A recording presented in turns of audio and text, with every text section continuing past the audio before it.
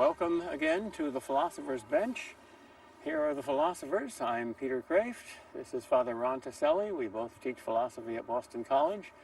And now this is your little college, this bench. Our topic for this taping is the culture of death and the culture of life. We've heard those phrases very often, but we should first try to get a handle on just what that means. First of all, what is a culture? I must confess I have never fully, clearly grasped what the word culture means. Does culture include religion? Does culture include civilization? Is it the same thing as civilization?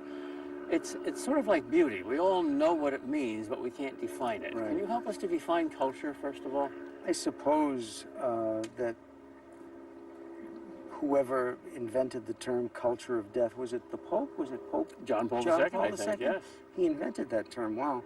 I think he meant a kind of general way of life that embraces death, if it's the culture of death, but doesn't embrace it in a positive way, but rather replaces all of the things that are genuinely fulfilling and life-giving for a human being by something that means the destruction of all of those elements in us which tend to further our life, both as individuals and together as a society. So essential to a culture, then, would be a set of values, rather than just preferences like cuisine or architecture, although that's part of it and it reflects values. Really, a culture is a kind of a philosophical term, isn't it? It is, Peter, and I think what you said was right on target, because if you are talking about simply a set of preferences, well, we can have various preferences, and some of them can be harmful, some of them can be helpful, but he means, I think, something much deeper than that, that as far as a culture of death is concerned, there is a certain way of life, a certain whole way of approaching life that either affirms what is genuinely good in us and what furthers our life together as human persons. And there is another way of approaching life that is very destructive of those things. And of course the culture of death is what is so very historically, the word civilization used to be used in a broad enough way to be almost identical with culture. Right? Toynbee distinguished 21 great civilizations, 5 of which he said are still around. So that, let's say, Muslim culture would be significantly different than the culture of the West. Right. But the culture of the West would be broad enough to include both sides of the Atlantic, let's say. Right. Okay. And of course the culture of life is something that can cut through or cut across various civilizations, just as the culture of death can too. So, for instance, in World War II, when American soldiers and Japanese soldiers met, the American soldiers were rather afraid of the Japanese soldiers because of Harry and the suicide planes. They did not have a culture of life. They were like Muslim terrorists who would blow themselves up in order to blow other people up. Whereas in the West, we had, at least traditionally, a view that human life was sacred. Would that be a good example of a culture clash? Well, if what you say is accurate, in other words, if the picture itself is accurate, then I suppose yes. Mm-hmm. But right now, the Pope John Paul, was calling attention to something that is deeply unsettling.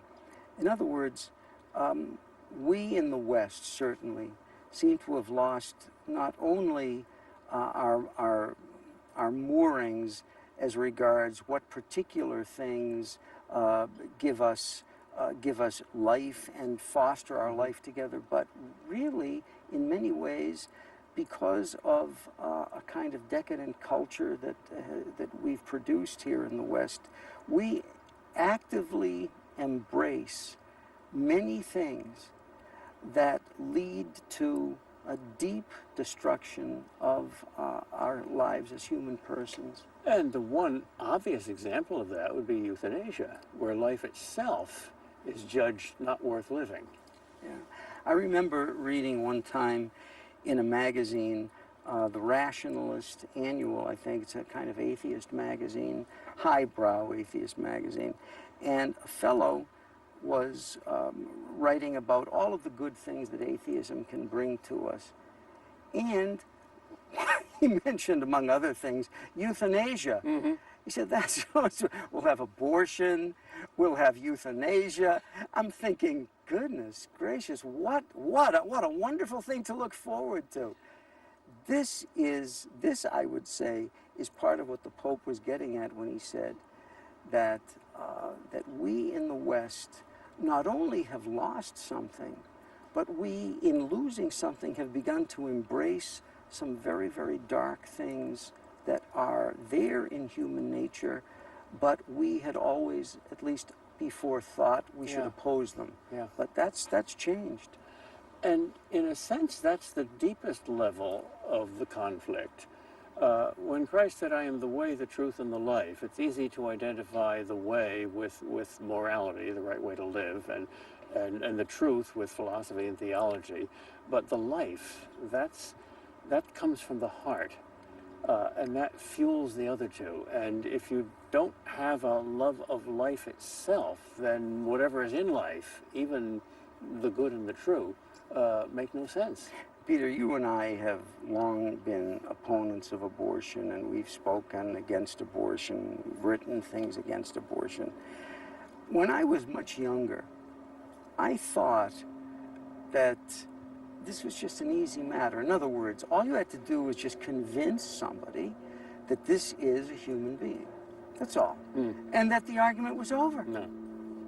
But I was so naive, I didn't realize that, no, it's not enough, that what's going on is the will to have this living thing eliminated. Yeah. And that will itself spreads a kind of corruption on the rest of our decisions, the way in which we make decisions, the way in which we look at life. Yes. You and I were together once at Harvard. I remember this very well. There was a doctor who was arguing in favor of abortion, another doctor arguing against abortion. And the doctor arguing against abortion said, well, this is a human being, and we shouldn't kill human beings, something like that. And the audience was screaming in protest, it's not a human being, it's not a human being. Well, then the doctor who was defending abortion stood up and said, well, of course it's a human being. Obviously it's a human being, but this human being is not wanted, and so I, as this woman's doctor, feel obliged to kill this human being. Mm-hmm. The audience let out a gasp, and they had to make a decision at that point. Do we embrace this? Do we embrace this practice, or do we not? And it was really eye-opening, but also very discouraging and almost terrifying to me to see them embrace the killing of another human being. That was a while ago. I don't think today there would be as much of a gasp. I remember the old... Is that progress? No. I remember the old pro-choice arguments. It's not a human being. Of course it's wrong to kill a human being, but it's just a bunch of cells. Well, that argument had no feet. It didn't go anywhere. Obviously it's a human being. No matter how politically incorrect it is to say it, it's biologically true. So now the basic justification of abortion is there's nothing sacred, including human life. Yeah. And again, that spreads like a terrible darkness, like a terrible shadow over all of the moral decisions that a human being makes. I remember reading on the front page of the Boston Globe a couple of months ago a survey by an organization called something like the World Happiness Organization. They evaluated the 5 happiest and the 5 unhappiest countries in the world. They do this every year. And believe it or not, the 5 happiest countries in the world, according to them, are Denmark, Sweden, Norway, Finland, and Iceland. Really? And the 5 unhappiest countries in the world are all in Africa. I said, this is a joke. Because the suicide rate is astonishing in Scandinavia. And one does not usually use the adjective happy with the noun Scandinavian. You know, Right. happy Scandinavian, dour Scandinavians. On the other hand, Africa, the poorest continent in the world, has the most people who smile. Whenever you see pictures of Africans, they're always smiling, even though they're desperately poor. So I came to the conclusion that either this was a joke, or these people didn't believe that happiness was evident in something as simple as a smile, but only in income. If you have a lot of money, even though you think life is so lousy you want to kill yourself, you're happy. But if you have no money, but you enjoy life and smile, you're not really happy.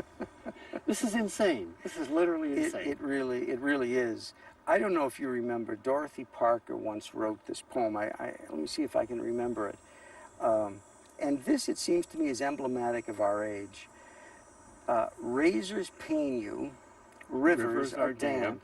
Acids stain you, drugs cause cramp. Guns aren't lawful, nooses give, gas smells awful. You You might as well live. Brilliant. I wonder how many people would laugh at that today. And yeah, don't tell too many of your students; they might take it seriously. I remember reading, I'm not sure what the year was, in William Bennett's Index of Cultural Indicators, whatever the title was, that in 40 years, from I think 1950 to 1990, the teenage suicide rate in America had increased 5,000%. That is an astonishing statistic. That's an astonishing statistic, right? Astonishing. Is there any more clear indicator of happiness than the willingness to live, and of unhappiness than the willingness to commit suicide? Right, and especially considering that the teen years are the years when life is exploding, literally exploding in a human being. All the hopes. Absolutely. Well, childhood is being abolished. What do you mean, Peter? Well, a time of happiness and innocence, a time before corruption and cynicism, this does not exist anymore. Families are so broken that children are being emotionally broken at a very, very early age. That may be so. I have to say that in all my years of teaching, I started around 1982, let's say. In all my years of teaching, I would say that is the single biggest indicator of where our culture really is, namely the state of these kids. So many, half, come from terribly broken homes, and that leaves obvious wounds and scars on these kids. Obvious ones. Yes. And one of the effects is that many of these kids don't think they can trust anyone, and so they are very leery about entering into ordinary human relationships, whether a friendship or... well, they've learned from their parents that the most important and sacred vow in life is not trustable, so why should they trust lesser vows? Yeah. And that bleeds, of course, into religious life. Yeah. You know. Oh, yeah. Yeah. The whole idea of a question vow, faith. of a promise, of a solemn binding promise, that's, in ancient societies, the most important thing. Someone who welched on their promises was often thought of as far worse than a murderer. Right. Because he's pulling apart the strands that bring society together. If you can't trust people to keep their promises, there's no such thing as society. I remember when my mom and dad, now deceased, celebrated their 50th wedding anniversary. For me, it was extraordinary, and I remember thinking, these two, for all their differences, for all of the problems that might have existed at various times in their marriage, they were true to their vows. They lived their commitment, and that, believe it or not, this may seem strange, but that gave me a certain strength, Of course. as regards my own religious commitment. There was a very funny movie in the 50s called Divorce Italian Style, no divorce was allowed in Italy in the 50s. So in order to divorce your wife, you had to murder her. So this guy hired a mafia hitman, and he killed almost every other woman in the neighborhood, but not the wife. Well, I thought that was very funny because as a Catholic, I don't believe there is such a thing as divorce. So murder is more reasonable than divorce. Now, I married a wonderful Italian woman, and that was one of our favorite movies because a big joke was, we're going to have a lot of fights, of course, but murder is more reasonable than divorce. So as long as there are no guns or knives or other instruments of destruction in our house, we're safe. Yeah, That's right. the door called divorce does not exist. It's not open. That gives you a great sense of security, no matter what happens. It gives you a tremendous amount of freedom, it seems to me. Tremendous sense of freedom. I think sometimes if you imagine going into a society that you had never met before and being told that half of the individuals in this society commit suicide, 50%, wouldn't you think that's a desperately sick society? Well, the fundamental units that make up a society are families. And divorce is the suicide of a family. So a society with a 50% suicide rate simply cannot sustain itself. That's right. And it is a death. It's a willful death. And well, marriage is a life, and therefore divorce is a death. It's a tragedy. It's not a question of blaming, but it's a terrible tragedy. I remember a young fellow I knew. His parents were divorcing, and he said this to me, and it struck me because I wouldn't have thought so. I was young at the time, and I wouldn't have thought that this would be true, but he said this. He said, look, my parents would fight. He said, that's true, and that was painful. I didn't like that. But at least they were together. Mm-hmm. And now that they aren't together, we have nothing. Abundant statistics, neutral scientific observational statistics show that divorce is more traumatic than death for a child. Parental death is awful, but it's not as bad as parental betrayal. Yeah. And that's become part and parcel of our culture. Oh, yeah. It's become the norm. Yeah. As a matter of fact, I was speaking to young people once, and they said, well, look, you have to have, what are these agreements called that people sign before they get married? Prenuptial agreements. Prenup. You have to have a prenup because what else are you going to fall back on? Yeah, certainly not personal trust. No, absolutely not. And I thought, my goodness, wait a minute. If this is what you're entering into marriage with, well, obviously the end is in sight. Yes, of course. Would you say that this is a cultural version of spiritual warfare? The concept of spiritual warfare in Catholic theology usually applies to individuals. You know, supernatural good and supernatural evil are always at war in the human soul. And the devil's at least going to tempt you, if not oppress you. But that's usually thought of on an individual level. Would you say a whole culture is involved in spiritual warfare today? Because life is inherently sacred. God's the God of life. And death is something God did not invent. It's the devil's invention. So would that be a kind of an expansion of the concept of spiritual warfare? In other words, the supernatural and invisible warriors are really doing the first cause work, and we're just helping them by the second cause. Well, in a way, Peter, but think of it this way. If we've been speaking about the culture of death, and if the culture of death is all around us, and if it's a cultural phenomenon, in other words, it's part of the spiritual warfare, and the warfare involves a whole culture, well then, what about the other side? What about the culture of life? What embodies that? There are, in this culture, it seems to me, there are factors within the culture itself that are very much opposed to every single thing that would make for a truly flourishing human life. But then there are also forces within the culture and within the larger culture there are also forces that are moving in the opposite direction. And so right now in America, in the land we live in right now, I don't know which side is going to win out in the short term. It seems to me the culture of death is very strong.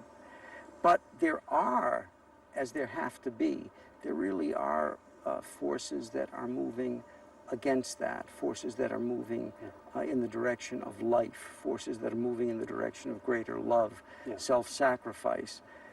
And I hope that there will be some kind of genuine revolution within the larger battle, and that our side will win. If we're in war, if we're in a culture war, as we obviously are, there's two sides, and they're both fighting. Right. Neither side has defeated the other. And even if what you hope will not happen, namely life will lose, even if that does happen, even if pessimism triumphs over optimism and we lose the culture, that's not the worst thing in the world, because cultures are not eternal. Heaven is not going to be American culture or Saudi Arabian culture or Chinese culture. Only human souls are eternal. So the more of those that we can get, the more successful we are, whatever happens to the culture. Well, that's right. And it's again, our work, one soul at a time. We do what we can in the circumstances in which we find ourselves. But when you look around, you have to say that the culture of death is very strong. And its chief importance is that it's such a profound influence on individuals. Yeah. To be truly countercultural takes enormous effort. It's a fish swimming upstream, and most of the fish are going to swim downstream most of the time, and the culture is the stream.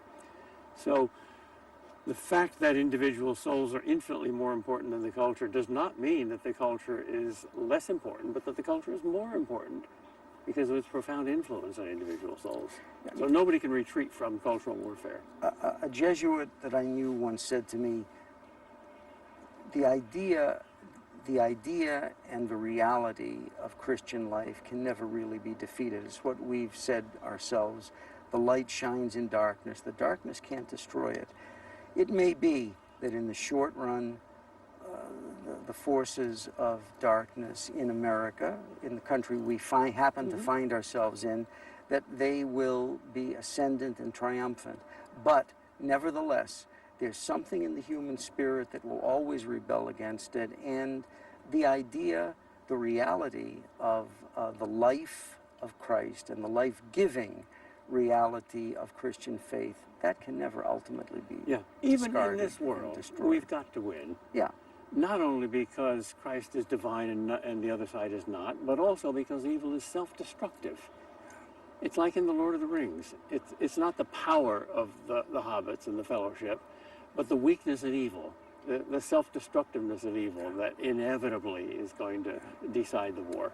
The ultimate but there might be a terrible body count along the way. That's the problem. That's the problem. And that is the tragedy, that there are a lot of people who are influenced by the culture, but there is also the culture of life. That also is true. Yeah. And it's true, I mean, in the culture at large, but it's also true in us as individuals. The forces of darkness aren't just out there, they're also in here. But we at least have this advantage. We can name the darn things. We've got a roadmap.